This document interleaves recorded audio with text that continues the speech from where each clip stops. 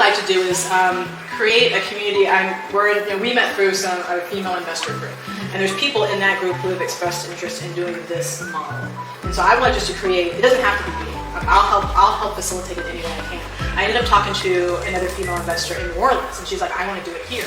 So I sent her an email, send this email out. So she got people interested. We ended up having that nonprofit talk to our nonprofit because they were just like kind of a fuddle on how it works. So here, talk to these people.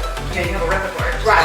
Yeah. So I would like to create a community where people want to do this, and then of course, I want to do it like so. The girl in New Orleans is Chris. I'm like, let's do it nationwide. Like, we could be the clearinghouse where we bring the investors and the nonprofits together and match them up. Is it similar to a senior housing type situation where people are buying houses and providing homes to senior housing and getting federally funded for that? Except you're going to No, this will be paid by the person. But where is that? Is that all like through the nonprofit? Nonprofit is all donation. Okay.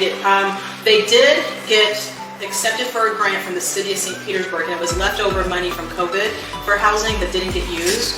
So like during COVID, there was a lot of housing assistance that people just didn't apply for. And so I also run an eviction service business, and tenants would call me like, oh, I'm getting evicted. I'm like, go fill out this application. The county will give you money to pay your rent. They won't give it to you, they'll give it to your landlord. And they just wouldn't do it. They couldn't be bothered to fill out an app. Like, it's a 10-minute application. You fill it out, you'll get your rent paid.